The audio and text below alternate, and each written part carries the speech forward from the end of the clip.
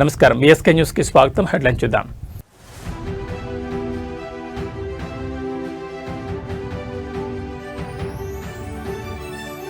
ఢిల్లీకి సీఎం రేవంత్, మహేష్ గౌడ్ రాజ్యసభ అభ్యర్థుల ఎంపికపై హైకమాండ్తో కీలక భేటీ.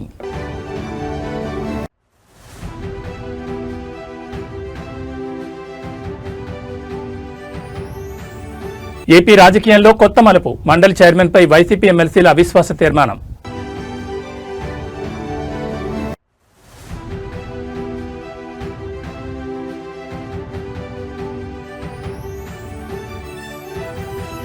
జైలు నుంచి బాల్కసుమన్ విడుదల. కాంగ్రెస్ ప్రభుత్వంపై నిప్పులు చెరిగిన మాజీ ఎమ్మెల్యే.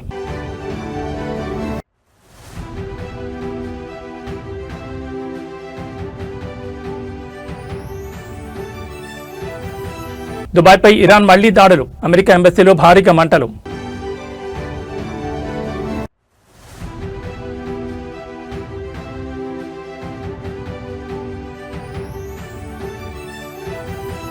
యుద్ధ భయంతో కుప్పకూలిన మార్కెట్లో సెన్సెక్స్ 1700, నిఫ్టీ 500 పాయింట్లు పతనం. ఇక డీటెయిల్స్ చూస్తే తెలంగాణ రాజకీయాల్లో రాజ్యసభ ఎన్నికల హీట్ పెరిగింది. ఈ నేపథ్యంలో సీఎం రేవంత్ రెడ్డి రోజు ఢిల్లీకి బయలుదేరనున్నారు. ఆయనతో పాటు టీపీసీసీ చీఫ్ మహేష్ కుమార్ కూడా ఢిల్లీకి వెళ్తున్నారు. రాజ్యసభ అభ్యర్థుల ఎంపికపై పార్టీ అధిష్టానంతో కీలక చర్చలు జరపనున్నారు. 2 ఖాళీల్లో ఒక సీటు ఇప్పటికే సీనియర్ నేత అభిషేక్ మను సింఘ్వీకి ఖరారైనట్లు సమాచారం. సింఘ్వీ ఇప్పటికే హైదరాబాద్ చేరుకుని స్థానిక నాయకులతో భేటీ అయినట్టు తెలుస్తోంది. అధిష్టానం నిర్ణయాన్ని అధికారికంగా ప్రకటించే అవకాశం ఉంది. మిగిలిన ఒక్క సీటు విషయంలో మాత్రం పార్టీ వర్గాలు తీవ్ర చర్చలు సాగుతున్నాయి. ఈ సీటు కోసం పలువురు నేతలు పోటీ పడుతున్నట్టు తెలుస్తోంది. ముఖ్యంగా వి హనుమంతరావు, వేం నరేందర్ రెడ్డి పేర్లు ప్రధానంగా వినిపిస్తున్నాయి. ఇదిలా ఉండగా మాదిగ సమాజానికి అవకాశం ఇవ్వాలని ప్రముఖ దళిత నాయకుడు మందకృష్ణ మాదిగ పార్టీ అధిష్టానానికి లేఖ రాసినట్లు సమాచారం. సామాజిక సమీకరణలను దృష్టిలో ఉంచుకుని నిర్ణయం తీసుకోవాలని ఆయన విజ్ఞప్తి చేశారు. మొత్తంగా సీఎం రేవంత్ రెడ్డి ఢిల్లీ పర్యటన అనంతరం పరిస్థితి స్పష్టతకు వచ్చే అవకాశం ఉంది. రాజ్యసభ అభ్యర్థుల ఎంపికపై అధిష్టానం తుది నిర్ణయం తీసుకోనుండడంతో రాష్ట్ర కాంగ్రెస్ వర్గాల్లో ఉత్కంఠ నెలకొంది.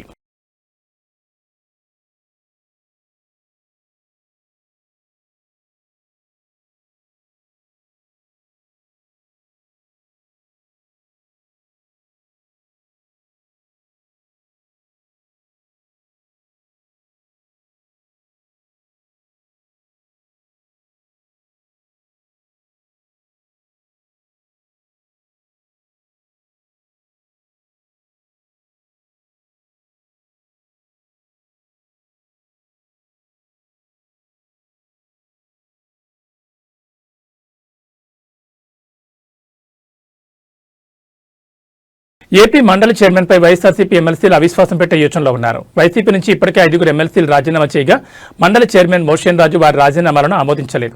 దీంతో స్పీకర్ వైఖరిపై తీవ్ర అసంతృప్తితో ఉన్న ఎమ్మెల్సీలు అవిశ్వాసం పెట్టేందుకు సిద్దమవుతున్నారు. మొత్తం 8 మంది ఎమ్మెల్సీలు చైర్మన్ పై అవిశ్వాసం పెట్టేందుకు మొగ్గు చూపగా సరిపడా సంఖ్యాబలం ఉండడంతో ఆ దిశగా అడుగులు వేస్తున్నారు. పోతుల సునీత, కర్రి పద్మశ్రీ, బల్లి కళ్యాణ్ చక్రవర్తి, మరి రాజశేఖర్, జయమంగళ వెంకటరమణలు అవిశ్వాస తీర్మానం పెట్టేందుకు సిద్దమవుతున్నారు. దీంతో ఏపీ రాజకీయాల్లో ఈ అంశం హాట్ టాపిక్ గా మారింది. పదవులకు రాజీనామా చేసిన ఎమ్మెల్సీలంతా పార్టీ ఫిరాయింపులకు పాల్పడ్డారని వైసీపీ ఇప్పటికే ఫిర్యాదు చేయడంతో చైర్మన్ దీనిపై విచారణ చేపట్టారు. ఈ నేపథ్యంలో 4 రోజుల క్రితం బల్లి కళ్యాణ్ చక్రవర్తి, మరి రాజశేఖర్లతో విడివిడిగా సమావేశమై రాజీనామాలకు గల కారణాలను అడిగి తెలుసుకున్నారు. తమపై ఎవరూ ఒత్తిడి చేయలేదని, స్వతహాగానే రాజీనామా చేస్తున్నట్లు ఇద్దరు తెలిపారు.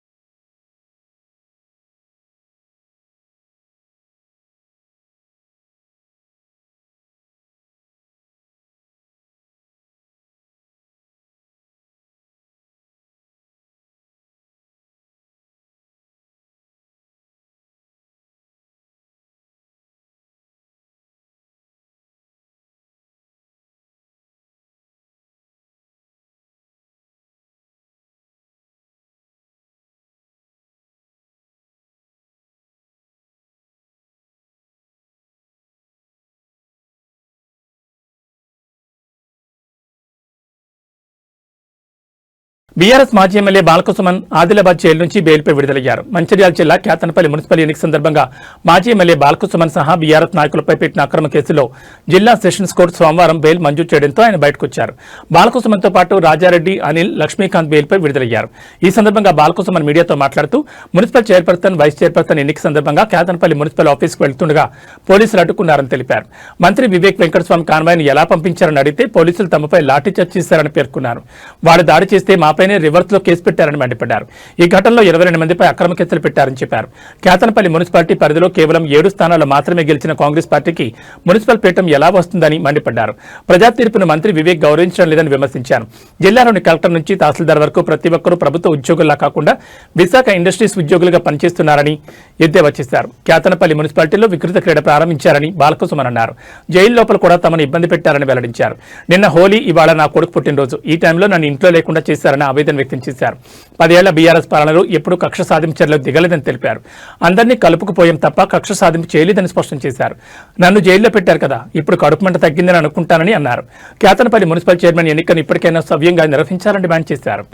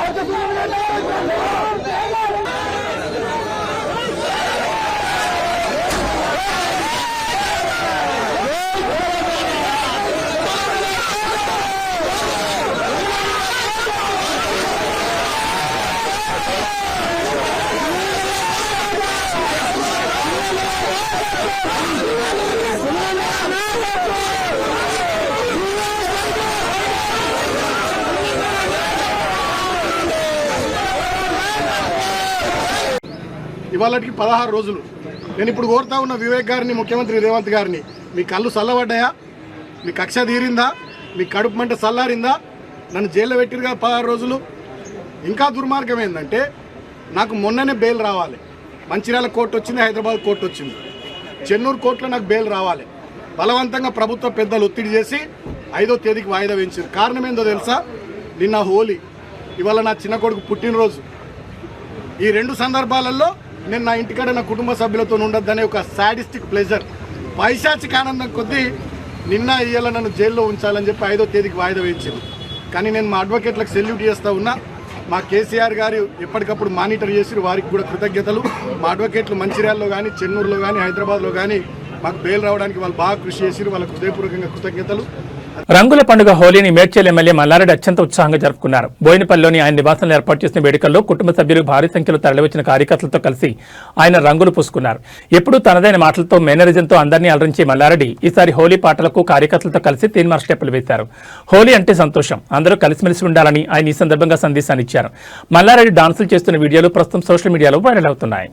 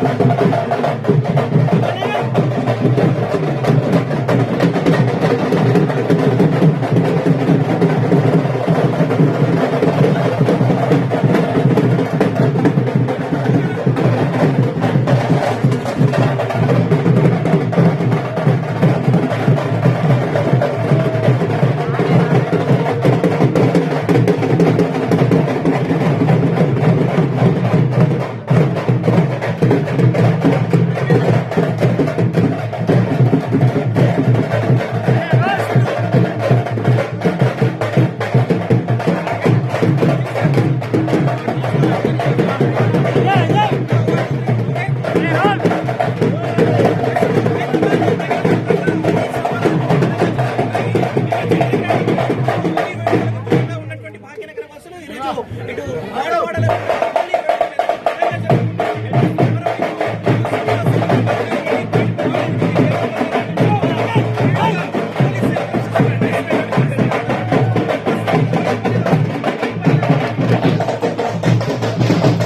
సంగారెడ్డిలో జరిగిన హోలీ వేడుకలో టీపీసీసీ వర్కింగ్ ప్రెసిడెంట్ సంగారెడ్డి మాజీ ఎమ్మెల్యే జగ్గారెడ్డి సందడి చేశారు. రామ్ మందిర్ దగ్గర జరిగిన వేడుకల్లో చిన్ననాటి మిత్రులు, సన్నిహితులు, స్థానిక ప్రజలపై రంగులు చల్లారు జగ్గారెడ్డి.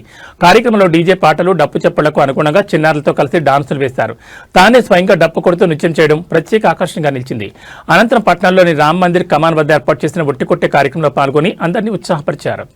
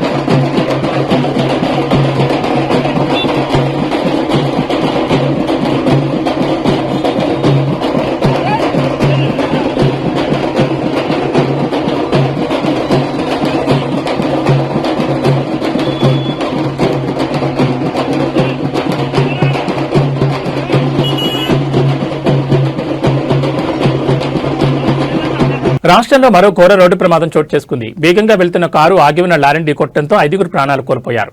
ఈ షాకింగ్ సంఘటన ఆంధ్రప్రదేశ్ రాష్ట్రంలోని చిత్తూరు జిల్లా గంగవరం మండలం వైఎస్ఆర్ జంక్షన్ సమీపంలో చోటు చేసుకుంది. అతివేగంగా వచ్చిన కారు కంటైనర్ను ఢీకొట్టడంతో ప్రమాదం తీవ్రత భారీగా మారింది. ఈ ప్రమాదంలో 3 మహిళలు సహా మొత్తం 5గురు ప్రాణాలు కోల్పోయారు. ఈ ప్రమాదానికి గురైన కారు బెంగళూరు నుంచి తిరుపతి వెళ్తుండగా చోటు చేసుకున్నట్టు తెలుస్తోంది. ఈ సమాచారం అందుకున్న పోలీసులు సంఘటనా స్థలానికి చేరుకుని మృతదేహాలను స్థానిక ప్రభుత్వ ఆసుపత్రికి తరలించారు. అనంతరం కేసు నమోదు చేసుకుని దర్యాప్తు చేస్తున్నట్టు తెలిపారు. కాగా ఈ ఘటనకు సంబంధించిన పూర్తి వివరాలు ఇంకా తెలియాల్సి ఉంది.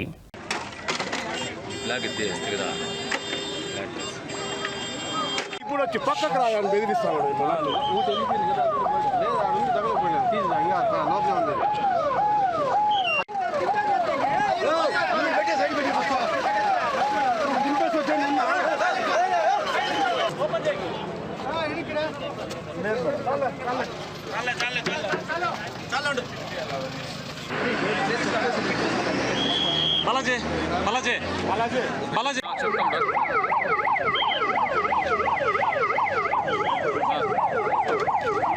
నార్మల్ ఎన్నో ఏళ్లుగా వస్తున్న సాంప్రదాయాన్ని కొనసాగించే క్రమంలో పెద్ద మొత్తంలో భక్తులు అగ్నిగుండంలో పడిపోవడంతో తీవ్ర గాయాలయ్యాయి. ఈ షాకింగ్ సంఘటన ఉమ్మడి నల్గొండ జిల్లా వేములపల్లి మండలం ఆమనగల్లు గ్రామంలో జరుగుతున్న శ్రీ పార్వతీ రామలింగేశ్వర స్వామి ఉత్సవాల్లో చోటు చేసుకుంది. స్వామివారి కళ్యాణోత్సవం అనంతరం నిర్వహించిన అగ్నిగుండం కార్యక్రమంలో ఊహించిన విధంగా తొక్కిసలాట జరగడంతో భక్తులు నిప్పుల గుండంలో పడిపోయారు. ఈ హృదయ విదారక సంఘటనలో సుమారు 10 మంది భక్తులకు తీవ్ర గాయాలయ్యాయి. మహాశివరాత్రి ఉత్సవం అనంతరం పార్వతీ రామలింగేశ్వర స్వామి కళ్యాణం ఘనంగా చేశారు. ఇందులో భాగంగా ఈ రోజు తెల్లవారుజామున 4 గంటలకు భక్తులు భక్తి శ్రద్ధలతో అగ్నిగుండం దాటే కార్యక్రమం నిర్వహిస్తున్నారు. ఈ క్రమంలో భక్తుల రద్దీ ఒక్కసారిగా పెరిగిపోయింది. అగ్నిగుండం దాటుతున్న సమయంలో వెనుక ఉన్న వారు ఒక్కసారిగా ముందుకు తూసేయడంతో తొక్కిసలాట చోటు చేసుకుంది. ఒకరినొకరు నెట్టుకోవడంతో అగ్నిగుండం దాటుతున్న వారు నియంత్రణ కోల్పోయి నేరుగా నిప్పుల కుప్పలో పడిపోయారు. ఈ ప్రమాదం జరిగిన వెంటనే అక్కడే విధుల్లో ఉన్న పోలీసులు స్థానికులు వెంటనే స్పందించి తమ ప్రాణాలు తెగించి నిప్పుల్లో పడిపోతున్న భక్తులను బయటకు లాగారు. పోలీసుల అప్రమత్తతో పెద్ద ప్రాణాపాయం తప్పినప్పటికీ 10 మంది భక్తులు నిప్పుల్లో పడి గాయపడ్డారు. బాధితులను హుటాహుటిన చికిత్స నిమిత్తం సమీపంలోని ఆసుపత్రికి తరలించారు. ప్రస్తుతం వారికి వైద్యులు అత్యవసర చికిత్స అందిస్తున్నారు. భక్తి పారవస్యంలో ఉన్న భక్తులు ఒక్కసారిగా జరిగిన ఈ ప్రమాదంతో తీవ్ర భయాందోళనకు గురయ్యారు.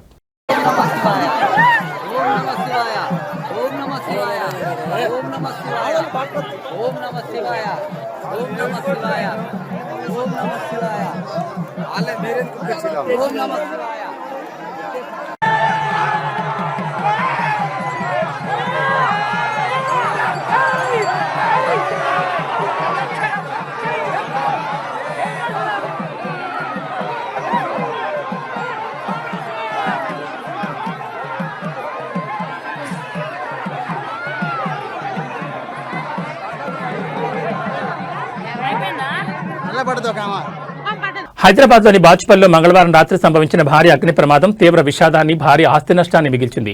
బాచుపల్లి మియాపూర్ ప్రధాన రహదారిపై ఉన్న ఫర్నిచర్ దుకాణాలు అగ్నికి ఆహుతవడంతో సుమారు 5 కోట్ల మేర నష్టం వాటిల్లిందని అంచనా వేస్తున్నారు. బాచుపల్లి ప్రధాన రహదారి వెంబడి కేజీఆర్ కన్వెన్షన్ సెంటర్ నుండి సాయినగర్ రోడ్ మలుపు వరకు వరుసగా సుమారు 25 ఫర్నిచర్ దుకాణాలున్నాయి.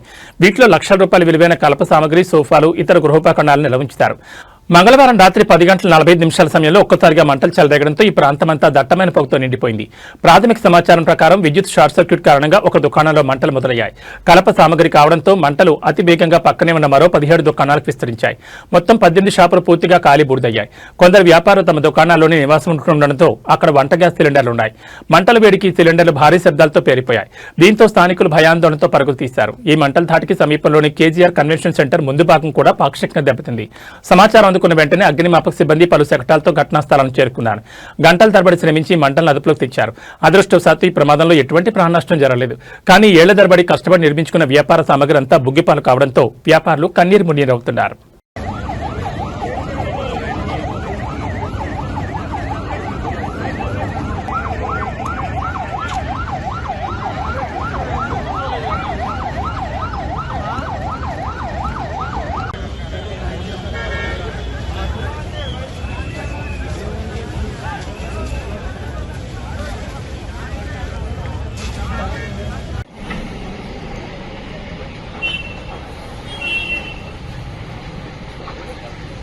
ఇదంతా ఫర్నిచర్ షాపులు కదా, లోపలన్నీ తగలబడిపోతున్నాయి. KGR function back side, KGR function back side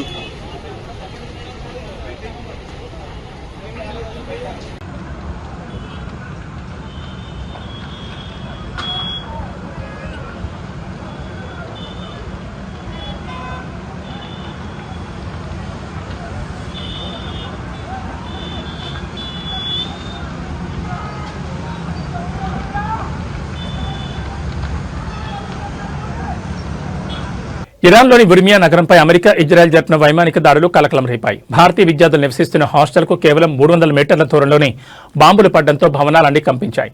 ఉర్మియా యూనివర్సిటీలో చదువుకుంటున్న కాశ్మీరీ విద్యార్థులు తీవ్ర భయాందోళనకు గురయ్యారు. ప్రతి గంటకు ఫైటర్ జెట్లు గాల్లో చక్కర్లు కొడుతున్నాయని, స్థానికులు నగరాన్ని వదిలి వెళుతున్నారని సమాచారం. యుద్ధం కారణంగా ప్రాంతమంతా దట్టమైన పొగతో నిండిపోయింది.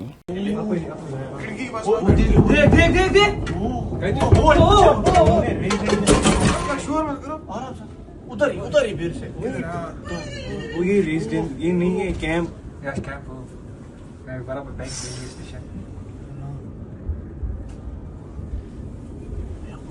बे हो रहेगा देखिए यहाँ बसी है, यहाँ फूड एक्टिव है, देखो पूरा सा ये बंद हुआ है।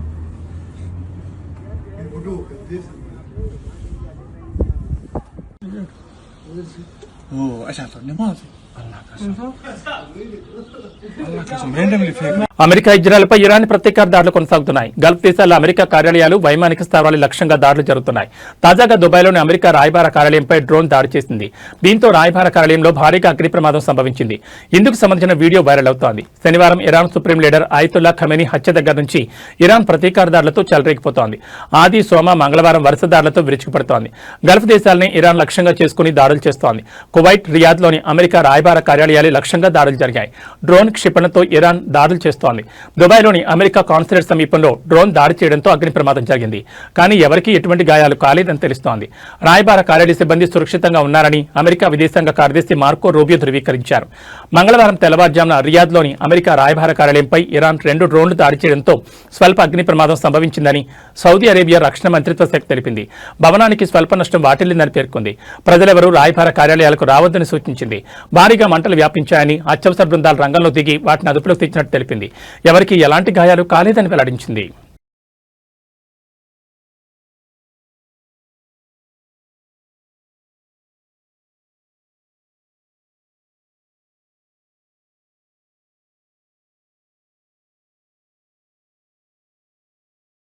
అమెరికా, ఇజ్రాయెల్ దేశాలు ఇరాన్పై చేసిన సంయుక్త దాడి మిడిల్ ఈస్ట్ కంట్రీస్ పై తీవ్ర ప్రభావం చూపుతోంది. నేరుగా అమెరికాపై దాడి చేయలేని ఇరాన్ అరబ్ కంట్రీస్లోని అమెరికా, ఇజ్రాయెల్ స్థావరాలను లక్ష్యంగా చేసుకుని దాడులు చేస్తోంది. దీంతో యుద్ధ భయంతో స్థానిక ప్రజలు తీవ్ర ఆందోళన చెందుతున్నారు. ఈ పరిణామం స్టాక్ మార్కెట్లపై భారీ ప్రభావం చూపుతోంది. దీంతో అంతర్జాతీయంగా ముదురుతున్న యుద్ధ మేఘాలు భారతీయ స్టాక్ మార్కెట్లను కుదిపేస్తున్నాయి. ఇవాళ ట్రేడింగ్లో దలాల్ స్ట్రీట్ చరిత్రలో నిలిచిపోయే భారీ పతనాన్ని చవిచూస్తుంది.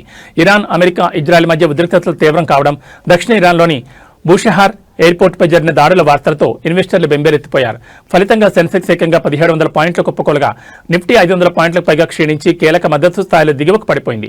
ఈ ఒక్కరోజు పతనంతో ఇన్వెస్టర్ల లక్షల కోట్ల సంపద ఆవిరైంది. ఈ యుద్ధం కారణంగా కేవలం స్టాక్ మార్కెట్లే కాకుండా భారత రూపాయి విలువ కూడా రికార్డు స్థాయిలో పతనమైంది. అంతర్జాతీయ మార్కెట్లో ముడి చమురు ధరలు పెరగడం, హర్మూజ్ జలసంధి మూసివేత భయాలతో డాలర్కు డిమాండ్ విపరీతంగా పెరిగింది. ఫలితంగా అమెరికా డాలర్తో పోలిస్తే రూపాయి విలువ ఒక్కరోజే 67 పైసలు క్షీణించి 92.17 వద్ద ఆల్ టైంలోకి చేరుకుంది. రూపాయి ఇంత భారీగా పతనం కావడం భారత ఆర్థిక వ్యవస్థపై, ముఖ్యంగా దిగుమతులపై తీవ్ర ప్రభావం చూపుతుందని ఆర్థిక నిపుణులు ఆందోళన వ్యక్తం చేస్తున్నారు. ఈ భారీ పతనానికి ప్రధానంగా ఇరాన్ అగ్రనేత ఖమేనీ మరణం తర్వాత పరిణామాలు అంతర్జాతీయ మార్కెట్లో చమురు సేగ తోడయ్యాయి. విదేశీ ఇన్వెస్టర్లు భారత మార్కెట్ల నుంచి తమ పెట్టుబడులను వేగంగా ఉపసంహరించుకోవడంతో బ్యాంకింగ్, ఐటీ, ఆటో రంగాల షేర్లు భారీగా నష్టపోయాయి. యుద్ధం కనుక మరికొన్ని రోజులు కొనసాగితే మార్కెట్లు మరింతగా కుంగిపోయే ప్రమాదం ఉందని ఇన్వెస్టర్లు ఆచితూచి అడుగు వేయాలని మార్కెట్ విశ్లేషకులు హెచ్చరిస్తున్నారు. 3 రోజుల క్రితం వరకు భారీగా పెరిగిన బంగారం ధర ఇప్పుడు దిగివస్తోంది. పెళ్లిళ్లు, ఇతర శుభకార్యాల కోసం బంగారం కొనుగోలు చేయాలని ఎదురు చూసేవారికి ఇదే మంచి సమయం అని చెప్పాలి. వరుసగా 3 రోజులు 10 గ్రాముల బంగారం ధర 8,580 నుంచి 7,850 వరకు తగ్గింది. అంతర్జాతీయంగా నెలకొన్న యుద్ధ పరిస్థితుల ప్రభావంతోనే ధరలు తగ్గుతున్నట్లు నిపుణులు చెబుతున్నారు. మరోవైపు రూపాయి మారకం విలువ డాలర్తో పోలిస్తే మరో 67 పైసలు పతనమైంది. దీనివల్ల కూడా బంగారం, వెండి ధరలు తగ్గినట్లుగా విశ్లేషిస్తున్నారు. ఇవాళ బంగారం, వెండి ధరలు ఇలా ఉన్నాయి. 24 క్యారెట్ల బంగారం 10 గ్రాముల ధర 3,110 రూపాయలు తగ్గి 1,64,510కి దిగి వచ్చింది. అదేవిధంగా 22 క్యారెట్ల బంగారం 10 గ్రాముల ధర 2,850 రూపాయలు తగ్గి 1,50,800కి తగ్గింది. వెండి ధర కూడా భారీగా పతనమైంది. జనవరి నెలలో ఏకంగా 60% పెరిగి కిలో వెండి ధర 4 లక్షల మార్కు అందుకోగా ఫిబ్రవరి నుంచి వెండి ధరలు తగ్గుతూ వచ్చాయి. కొద్ది రోజులుగా ధర 2,70,000 నుంచి 3 లక్షల మధ్య ఊగిసలాడుతోంది. బుధవారం కిలో వెండిపై 20,000 తగ్గడంతో ధర 2,95,000కు పతనమైంది.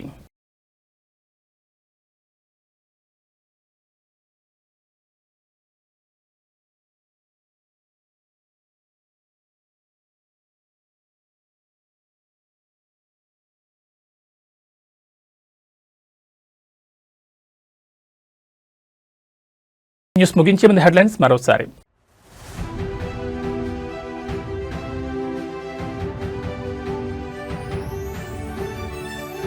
ఢిల్లీకి సీఎం రేవంత్, మహేష్ గౌడ్ రాజ్యసభ అభ్యర్థుల ఎంపికపై హైకమాండ్తో కీలక భేటీ.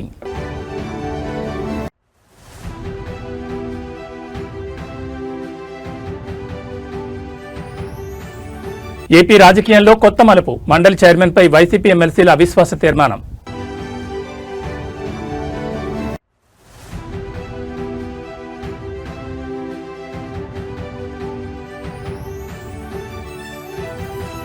జైలు నుంచి బాల్కసుమన్ విడుదల, కాంగ్రెస్ ప్రభుత్వంపై నిప్పులు చెరిగిన మాజీ ఎమ్మెల్యే.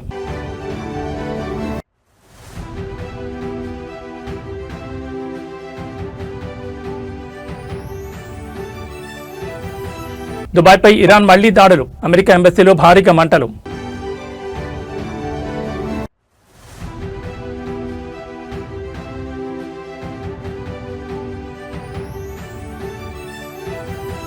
యుద్ధ భయంతో కుప్పకూలిన మార్కెట్లో సెన్సెక్స్ 1700, నిఫ్టీ 500 పాయింట్లు పతనం. ఏబీ బులెటిన్ విశేషాలు. నమస్కారం.